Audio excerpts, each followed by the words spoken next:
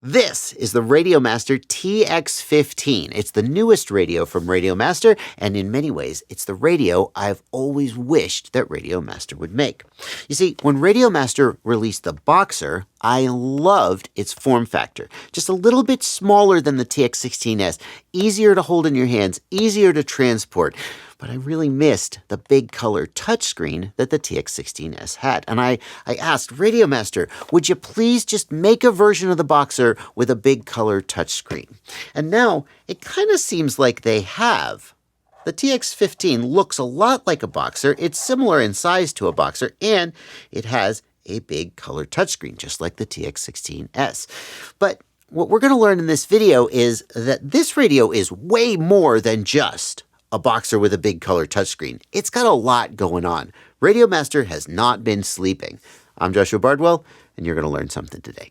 Before we get into this video, I want to acknowledge that Radiomaster sent me this radio. I didn't buy it with my own money. In fact, it's on pre-order right now. I couldn't buy it with my own money, even if I wanted to.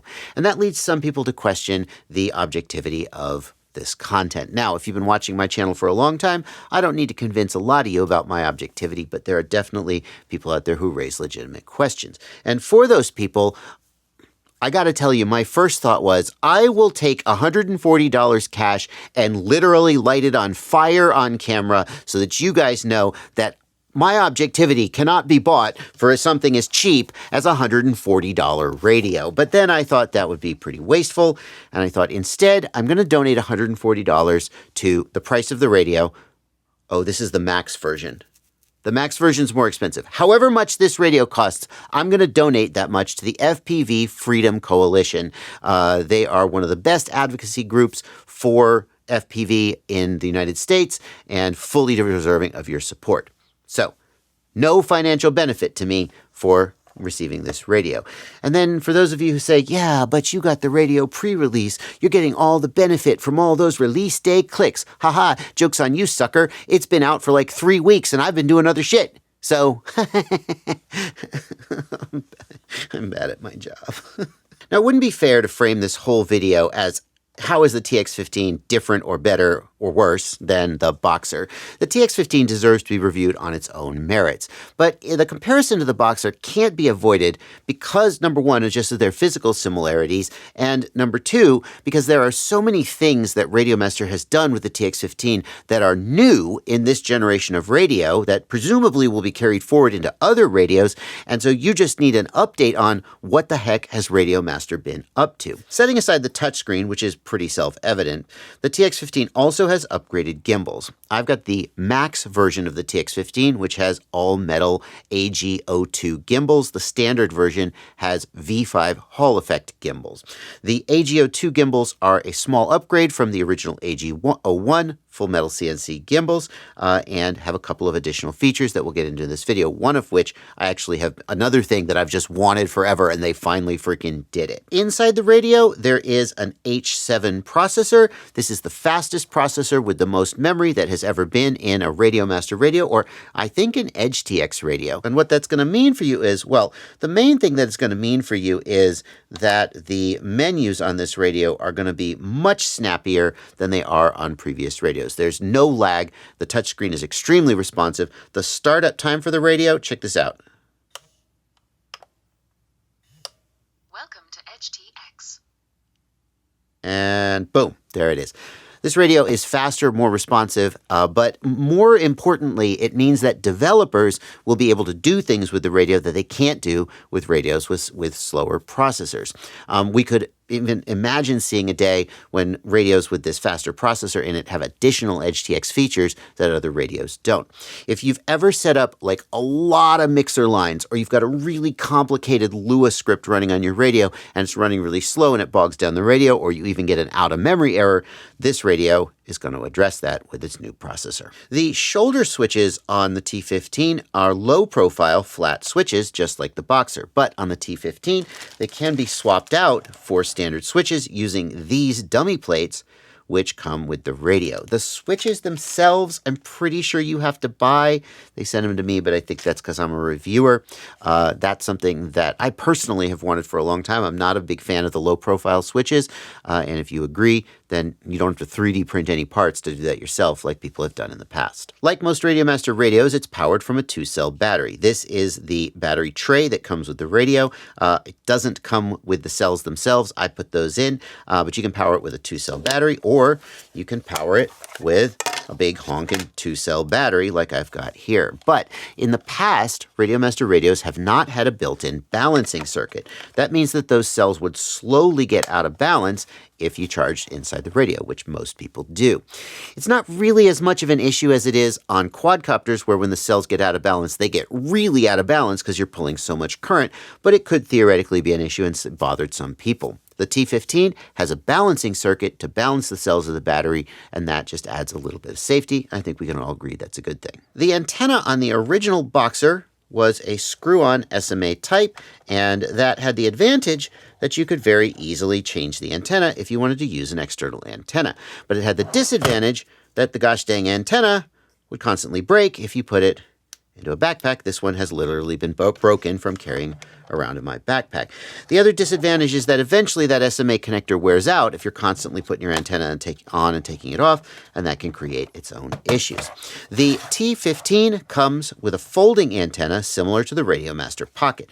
It's not the exact same antenna as the Radiomaster Pocket, but it's very similar, and I personally like that. It does mean that I won't be able to put on an aftermarket antenna to do long-range stuff, and, well, pretty soon I'm sure that somebody's going to do an SMA mod to this radio so they can use aftermarket antennas. No matter what you do, the FPV community will wish you'd done the other thing and then come up with a 3D printed mod to do it for you. But for most people, and I think myself, this foldable antenna is going to be good enough for day-to-day use and much more durable. Two more new features that the radio has. One of them I'll demonstrate later in the video. One of them has no use whatsoever because the developers haven't done anything with it yet, and maybe they never will. The feature I'll demonstrate later in the video is that the radio has a built-in accelerometer, which means that you can tilt the radio and have it do things. Like, theoretically, you could connect the radio to a gimbal, and then you could tilt the radio itself to tilt the gimbal up and down. Theoretically, you could fly your quad by tilting this controller. No, I'm not making that up. You can also do other things with it, like tip the radio to read out a voltage, or I don't know. You can do stuff with the orientation of the radio. It's completely programmable. The other feature is that it has a built-in microphone. And there's nothing that EdgeTX doesn't do anything with a microphone, but theoretically it could. I don't know what it could do, but theoretically it might in the future. I wouldn't really put too much stock in that. Lots of times new hardware gets put in, the developers don't do anything with it, and then that's just the end of it. Another difference between the TX15 and the Boxer that came before it is its internal radio module. The TX15 comes with an Express ELRS module built in, and by the way, it only comes with an Express ELRS module. If you are still buying radios with multi-protocol modules or 4-in-1 modules or CC2500 modules for those old FreeSky and FlySky receivers, you could always put an external module in the radio, but it's not going to be available with an internal module. I don't think that's a bad thing because many, many people are moving to Express ELRS these days anyway, and if you're still flying FlySky, FreeSky, etc., you probably should think about switching. It's pretty freaking awesome. But if we look closer at the packet rates available, you'll see we have 2.4 gigahertz, which is what the Boxer supported. But if we scroll that wheel, you'll also see that we have support for low band. That's 900 megahertz. The TX15 can do both 900 megahertz and 2.4 gigahertz, so you'll be able to use it with basically any Express ELRS receiver that's commercially available today. You'll be able to use 900 megahertz for long-range mountain cruising or additional penetration in like bando situations. You'll be able to use 2.4 gigahertz. Well, I would normally say you'll be able to use 2.4 gigahertz for high packet rates with low latency for things like racing. But actually, point of order here, what's the fastest packet rate available for 2.4 gigahertz? It's 500 packets per second. If we go to low band, we can get, hang on, I know there's more. There we go. K1000, we can get 1000 packets per second. That's even lower latency. Can we get F1000 on 2.4? No, we can't. So there is a 1000 hertz packet rate in 2.4 gigahertz, but it's not supported by the 1121 chip that this radio uses. So we get the advantage of both 2.4 and 900 megahertz without really giving anything up in terms of latency. Not very much anyway, if anything. The main thing you get with 2.4 gigahertz is smaller antennas. That's it. 900 megahertz, bigger antennas, more likely to chop the antenna, a little more bulky to mount. In terms of latency, they're pretty comparable. Now, if you're new to Express LRS, this isn't the place to dive into all the ins and outs of like how to bind and how to set up and how to configure. Those are things that you would often put into a radio review, but Express LRS is kind of its own thing. I've got a tutorial video, Express LRS 101. It's my beginner guide to Express LRS. It's a little bit longer than you might hope. Express LRS has a bit of a learning curve, but it's the best way, I think, for you to get started with Express LRS, and I'm going to put a link to it in the video description below if you want to go check that out. When you hear that the TX15 has dual band support, you may think that it supports Express LRS Gemini. Gemini is the version of Express LRS that uses 2 radios and 2 antennas to transmit 2 data streams at the same time, and that can be used to transmit 2 data streams in the same frequency band for increased reliability, or 1 data stream in 2.4 and 1 in 900 megahertz for increased resistance to interference. For example, imagine you're on a movie set because you're a big shot drone pilot and you're transmitting on 2.4 gig, and then somebody powers up another radio in 2.4 gig and it blasts you out of the air. You fail safe, you crash into Tom Cruise's face, your career is ruined. With Express LRS Gemini, you would have a second transmission down in 900 megahertz, and you would not crash into Tom Cruise's face. That's how I would sum Gemini up. Don't want to crash into Tom Cruise's face? Use Gemini. Gemini is not that big a deal to most typical hobbyists. It slightly increases your link quality, it slightly increases your range, not actually very much, and it gives you a little bit more usable link near the edge of range. But the main advantage of it is being able to avoid interference.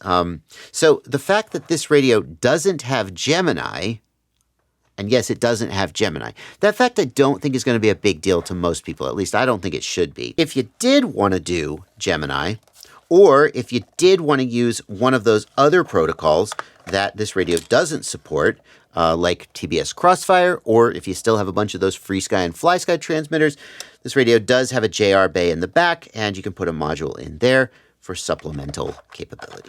Now, the radio that I'm working with is the TX15 Max. Radiomaster traditionally releases their radios in 2 trims. The standard version, which has plastic shell, a bunch of different colors. It has the standard Hall Effect V5 gimbals, and it has plastic buttons.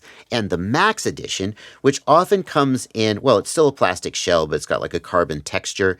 But the main thing the Max Edition does is it has metal buttons for a more premium feel, and it has upgraded AG02 gimbals. In every other way, the Max and the standard version are the same. You're just paying a little bit extra basically for the gimbals.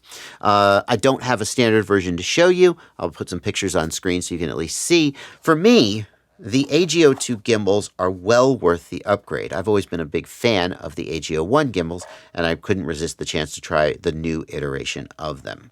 Let's talk about those gimbals. The first thing you need to know about the AG02 gimbals is that, like the AG01 gimbals, they are full metal CNC gimbals. What that means is that the entire structure of this gimbal is machined from a piece of aluminum. That gives it a little bit more weight, although it's aluminum, so it's not that much more weight than the plastic frame that is in the standard Hall Effect gimbals. The main thing it really gives you, though, is more rigidity. So if I take the throttle all the way down to the bottom and then I continue to press and apply pressure, the plastic gimbals will flex and have a little bit of give to them, whereas the AG01 and AG02 gimbals are rock solid. And when I've done this demonstration in the past, people say, well, gosh, just don't be a gorilla with your gimbals. Don't slam the gimbals down. But in reality, when you're flying, you're doing a lot of stuff and you're just doing what you're doing. You can get a little bit of flex at the end. Realistically, it doesn't matter. This is one of those things I like to say, it's like having leather upholstery in your car. It doesn't make you a better driver, but you look at it and you go, oh yeah. And then you sit in it and you go, oh yeah. And that's kind of what the AG01 gimbals are like. You can be a perfectly good pilot with the standard Hall Effect gimbals. The AG01 are just a little bit of a premium upgrade. They do feel nicer. They do. You don't need them. But if you've got an extra, I think it's about an extra $100 to spend, it's not money that's like, you're not going to go, I wasted my money. They're pretty freaking nice. The AG02 gimbals, I have to say, I think they're one of the best feeling gimbals I've ever felt. And I am famously not a gimbal snob. Like, I'll just fly whatever you give me, and unless it's just like full of sand, I don't care. But they feel really nice. They have a lighter stick feel than the original AG01. So here's an AG01, and it has a much stiffer stick feel than the AG02. That could just be like shipping with different springs, but most people are going to just fly this thing how it is out of the box. So it's got a lighter feel, and it's also got a little bit more of like a damped feel, like as you push it. It's a very, very nice feel, and I think a lot of people are going to like it. The other thing the AG02 adds is left to right travel adjustment using screws on the front of the radio. This is a feature that I've wished that the radio had for a long time. You see, we've got these screws, 1, 2, 3, 4, and those screws adjust the top to bottom travel and the centering of the throttle and the throttle tension. So we have full adjustment of the throttle, and it's the same thing over here, even though it's not a throttle. We have full adjustment of the travel up and down, and then we can switch it from mode 1 to mode 2 by moving the throttle left to right with the other screws. And that travel adjustment up and down is pretty useful on the throttle, because a lot of times people will go to full throttle, and depending on their hand placement, they may not quite be able to get to full throttle without moving their hand. I'm exaggerating it here, and it's less of an issue on smaller radios like this, but it is something that plagues a lot of people. People have different size hands.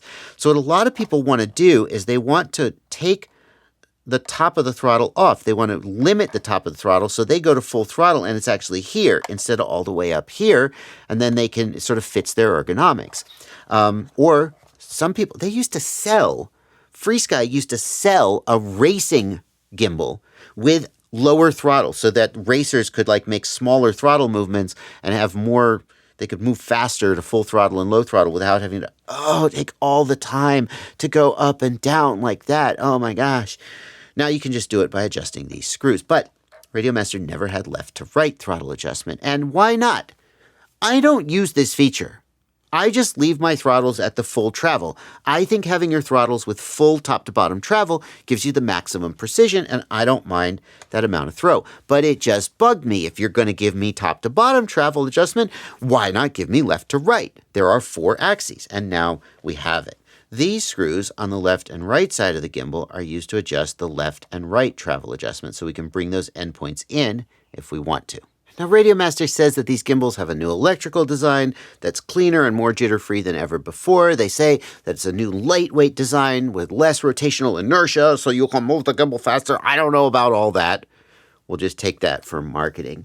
The other thing you need to know is that the AG02 is a drop-in replacement for the AG01. So if you were like, well, should I upgrade to it? Maybe you've got a different radio. It will go into any radio that will take the AG01. Continuing our discussion of differences between the TX15 Max and the standard TX15. The TX15 Max also has these colored rings around the gimbals. And when I first saw them, I thought, that's cool. How do I turn them off? Or how do I change the color? And thankfully, Radiomaster thought of that. You can change the color and turn them off using software in the radio. The way you do that is press the model key and then go to, I'm going to try and use the touch screen, right? But I don't actually know where there we go. We're going to go to special functions. I always just use page keys because I'm used to black and white screen radios. And here we've got special function 1 comes preset. You could just set it up if you want to. It's just a special function like any other in EdgeTX.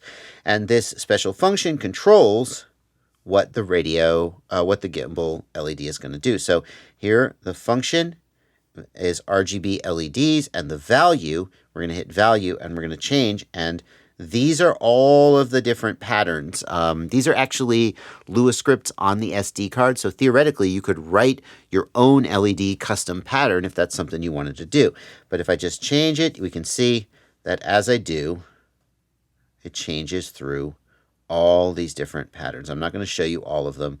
There's a million of them there, and they do all kinds of different fancy stuff, and you can change them and look at them and play with them and find which one you like best. And because it's just a standard EdgeTX special function, you could just link it to a switch and have a switch change those settings if you wanted to. You could have this switch be red, purple, and green for your gimbals or whatever. Turn the damn things off if you want to. You could make that be however you want it. EdgeTX is fully programmable. If you've watched the video this far, you must be enjoying it, and that means it's time for me to ask if you would consider joining my Patreon. Patreon is a website where you can subscribe to me for as little as $2 a month or more if you feel like I've earned it. The amount you subscribe at is totally up to you. Just ask yourself, how much value do I get out of watching Bardwell's content? And if the answer is anything, I'd love to have you as a subscriber. If today's not the day, look, everybody always wants, oh, join my Patreon, buy my this, sell my that, etc. And you probably already fast forwarded this. If that's the way you feel, that's fine with me. I'll just keep making videos. I'll keep putting them out there. I'll keep trying to earn your support. But if today's the day you go, you know what, screw it. Bardwell deserves $2 or more. Don't limit yourself. Link in the video description below to my Patreon. I'd love to have you as a subscriber. Let's talk about EdgeTX. What is EdgeTX? Like, here I am tapping through these screens, and I'm willing to bet for a lot of you watching this, like, this is all just mumbo jumbo to you. EdgeTX is the operating system that runs on this radio. So, for example, here I've got a phone. It's a Samsung phone. It's running the Android operating system. You might have an Apple iPhone. It's running the iOS operating system. And like any Samsung phone that I pick up that's running the Android operating system is going to have a lot of similarities. I'm going to just pick it up and I'm going to be able to use it. I'm going to know where all the buttons are and all the features are. And if you hand me an iPhone, because I don't use iPhones, I'm kind of going to be lost. EdgeTX is kind of like that. All radios that run EdgeTX have kind of the same features. I'm holding two of them here. There's a bunch of them. And it also means that if I hand you an EdgeTX radio, it doesn't matter if it's a TX15, if it's a Boxer, if it's a whatever, you'll kind of know how to use it. Yes, there are some differences. Well, like one of the main differences is the big color touchscreen versus the black and white screen. So you can see here that they look very different. But once you get into the menus, it's kind of like all the same stuff is there. It's just on the color touchscreen, it's a graphic, and on the black and white screen, it's text. All of that is to say that we're not going to dive into some of the things that you would normally expect to see in a review of an RC radio. There are certain features of radios, mostly legacy radios, like the number of channels they support, the number of receivers, the number of mixer lines that you can have, all this stuff. All the features of the radio don't matter because they all run EdgeTX and they all have the same features. It's a great sort of egalitarian thing. If you're interested in learning more about EdgeTX, I have an EdgeTX 101 playlist. I highly recommend, if you are new to FPV, if you've never worked with one of these EdgeTX radios before, or even if you have, I highly recommend checking out that playlist because it goes through all of EdgeTX. Well, all is doing a lot of heavy lifting there. It goes through most of EdgeTX that I think is most important for you to know in an organized manner and may fill in some gaps that you have in your knowledge. Or it may just teach you what you need to know about, like, I got this radio. Now what do I do with it? I don't know. Many buttons. How to actually use, right?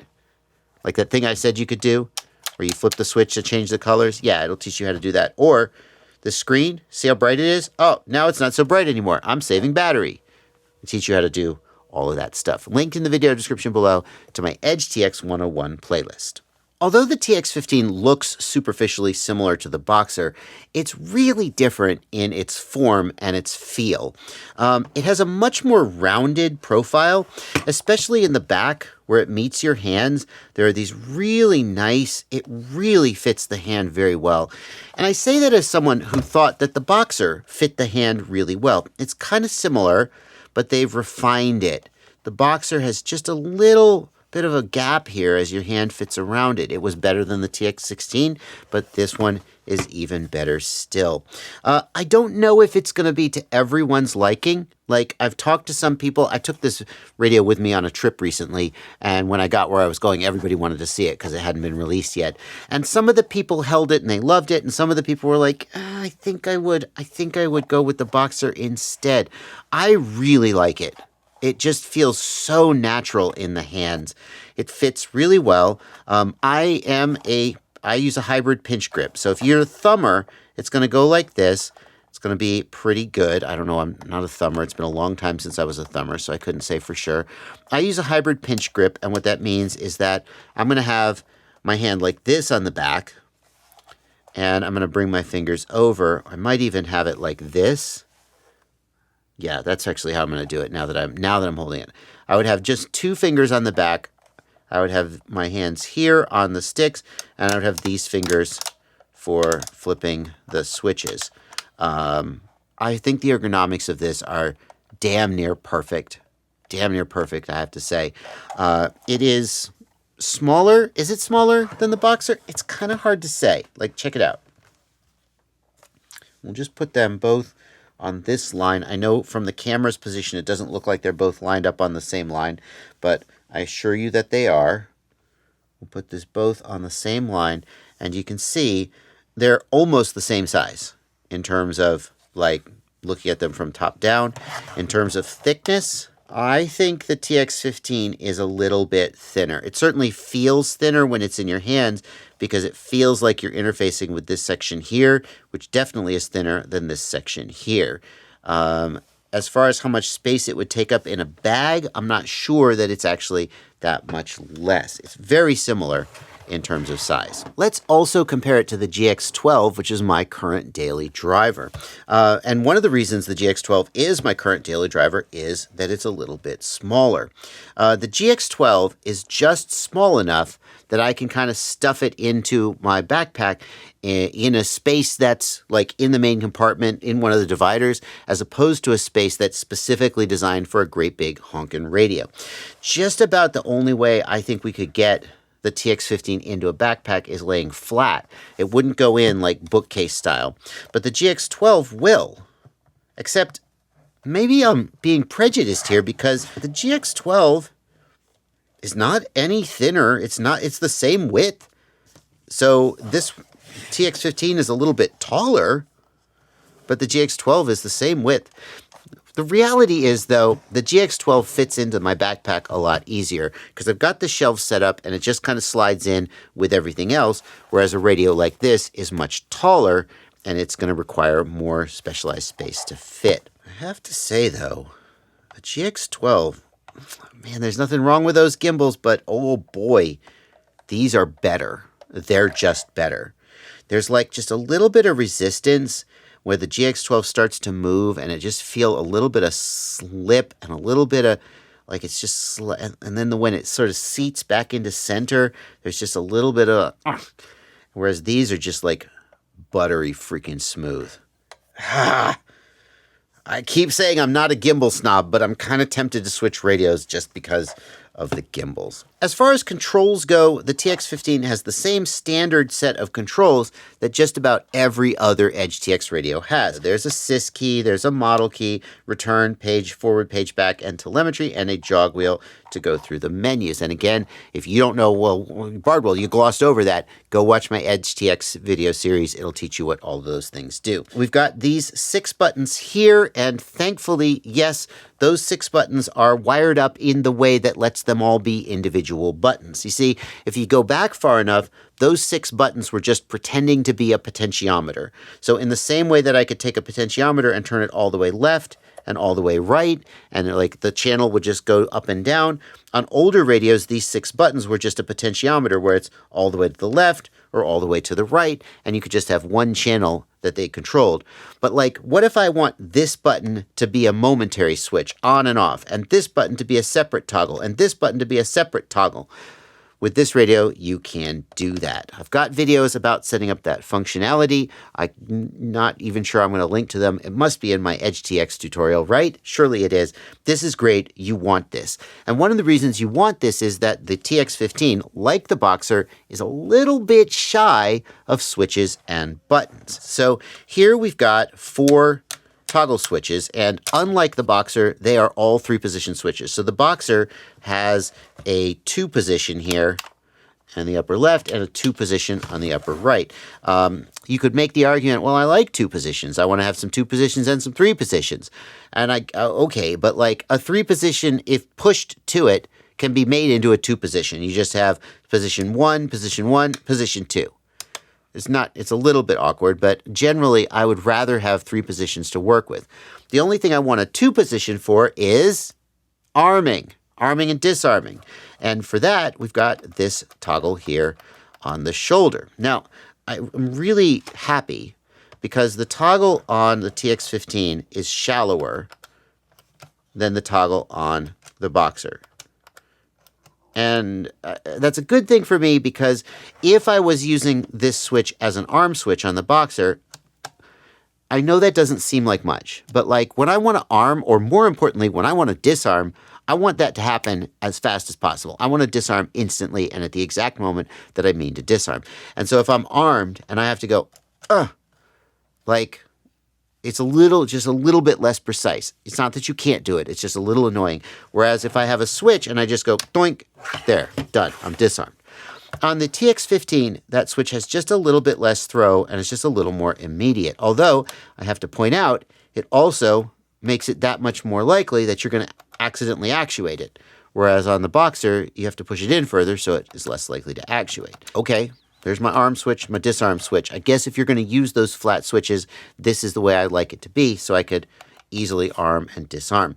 The other thing I don't like about these flat switches, though, is I can't tell by feel, well, as easily what position the switch is in. Whereas with these switches, I can easily just run my finger across them. They are all pushed up. They're all pushed away. That's the default position. I know that I'm disarmed. I know that I'm in acro mode. I know that whatever the switches do. With this guy, like if I sweep my finger here, yeah, I can kind of feel the edge and I can kind of feel that it's pressed in, but like it's not as tactile, especially if, you know, for some reason I was wearing gloves or in some other way didn't have as much, sensitivity in my hands. And that's why I probably, if I use this as my daily driver, would use these to swap out for regular switches. Those switches are going to stick out further and maybe be a little bit more likely to break, but I think that's something I've lived with and it's a trade-off I'd be willing to make. On the right side of the radio, we have a momentary switch. I would typically use that for a beeper or buzzer or a pre-arm mode. That one's okay because it just pops back out again as soon as you release it. But frankly, if I switched this one out, I would probably switch this one out for a standard switch just because it would bother my OCD, that it was asymmetrical. Here on the top of the radio, we have a USB port, and that USB port is used for connecting the radio to a computer. You can download the files from the radio to back up the radio. You can actually save those files and upload them later to restore the radio if you mess it up in some way. That might not be a bad thing to do when you first get the radio. Plug it into USB, connect it to your computer, just copy all the files off the internal storage, save them somewhere, and then later if you screw your radio up, people ask me sometimes, how do I factory reset my radio? All the files are on the SD card. If you restore the SD card, you reset the radio. You can probably download those files from Radiomaster's website, but you don't know where that is. You got it right here. That USB port is also used to connect the radio to your computer for use as a joystick to fly simulators. Highly recommend flying simulators with a real radio controller and not like an Xbox controller because the gimbals are so much better. It means you can fly better and you're working the same muscle memory.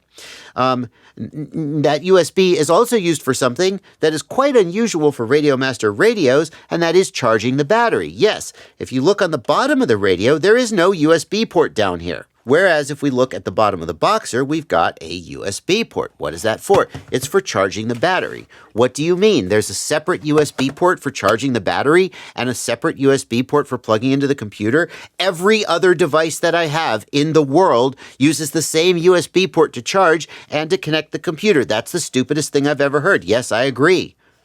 Finally, this is not the first Radiomaster radio to do it, but finally, this is becoming a thing. The same USB port charges the battery and connects to the computer. And that means that when you're using the simulator, you can charge your radio and use your radio at the same time instead of having to have 2 freaking USB cords coming out of it, which is stupid. Inside the battery bay, the first thing you need to know, this battery does not come with the radio. The radio doesn't come with any batteries.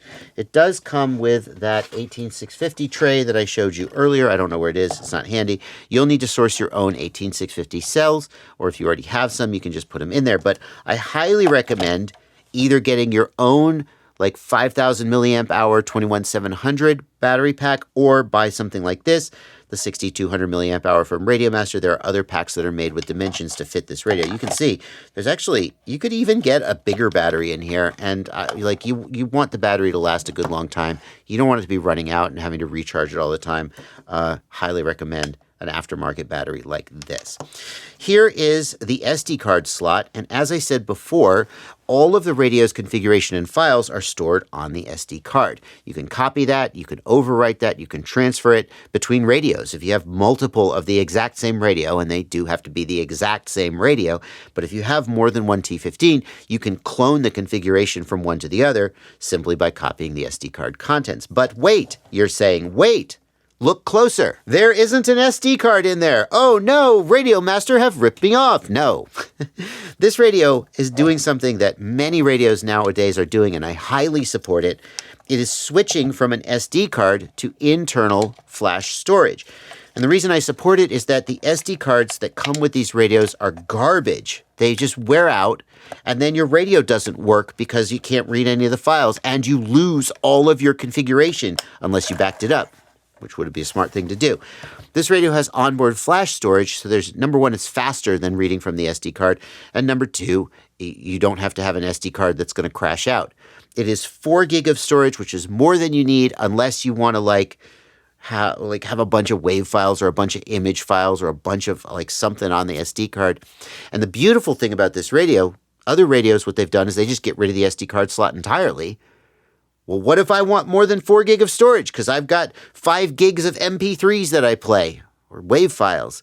If you put an SD card into the T15, it will take over from the built-in storage. So you could even have different SD cards with different sets of configurations and just grab the SD card, put it in the radio. Now it's Bob's radio.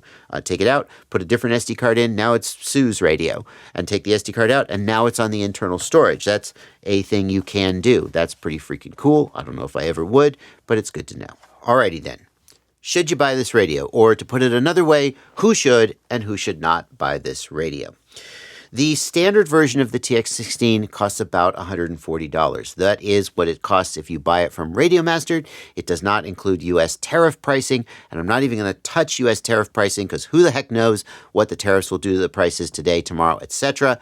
The Max version of the radio costs $200. And I will say that as of today, it's $200 if you buy it from Radiomaster. It's $250 if you buy it from GetFPV, and I assume that's tariffs doing that. And that's all I have to say about that, except to just make this face.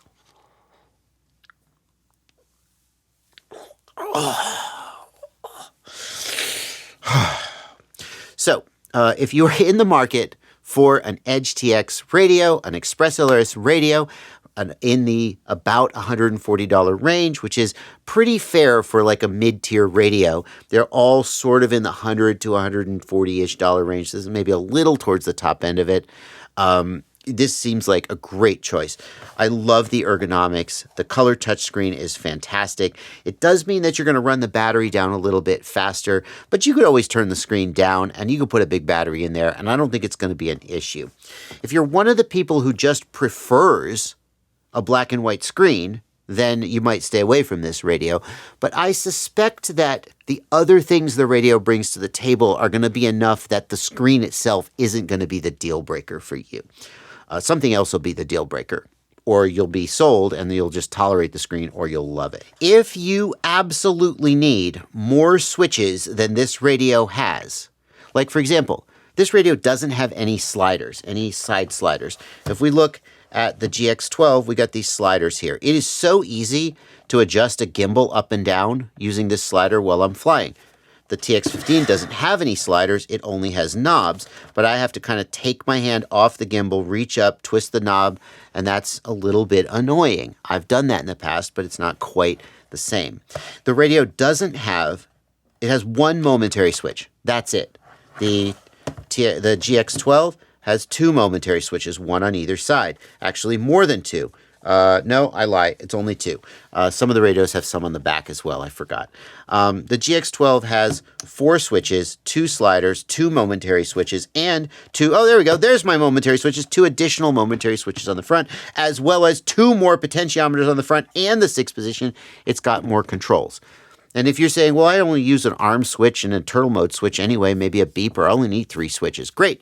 This is a great radio for you. But if you're running a more complicated setup where you want more switches and knobs, this isn't going to be the radio for you. You can usually, with EdgeTX programming, find a way to get the radio to do what you want to do by making each switch do more than one thing, but that's pretty annoying and complicated, and it might steer you away. I do have to remind you, though, that all 6 of these switches can be configured individually. So this could be a 2-position switch. This could be a 2-position switch. This group of switches together could be a 1, 2, 3-position switch. You can configure them to extend that functionality. It's just not quite as tactile. Like I can flip that switch when I'm under the goggles, no problem.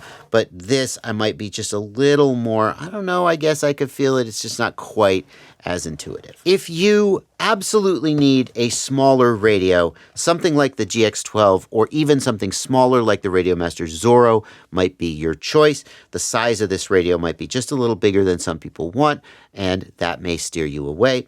The other thing that might steer you away from this radio, and this is really the only other thing I can think of that might steer you away, is if you absolutely want the Gemini functionality, something like the GX12. I think the GX12 is the only Radiomaster radio with built-in Gemini. The GX12 is going to do dual band Gemini functionality built in. Of course, you could just buy the TX15 and put a Nomad module in the back, and then you would get Gemini, but it would be annoying to have a module hanging off the back, and you might just prefer to buy a radio that has the functionality you want built in instead of a radio that you have to add something to it.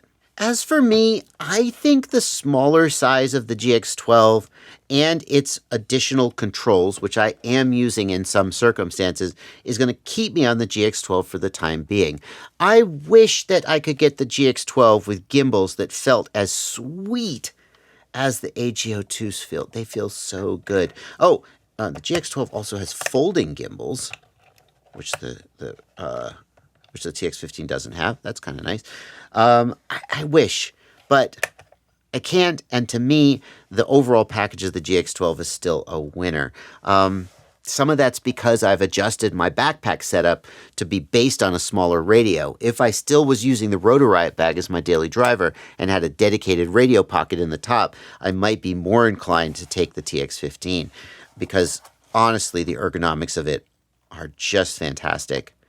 And I do like that big color touchscreen. Oh God, you can get widgets on the big color touchscreen. You can't get that with the you can put all your widgets up here at the top. You can put your battery voltage, you can put all your telemetry sensors here at the top. You can have custom layout. I don't know. I'm still on the fence. But if you're not on the fence and you've decided this is a radio you want to buy, please use the links in the video description below. Don't just go to Google and search Radiomaster TX15. Use my links because they're affiliate links. When you click that link, it tells the vendor, Bardwell sent me, and then the vendor gives me money for sending you. It gives me a small percentage of the sale.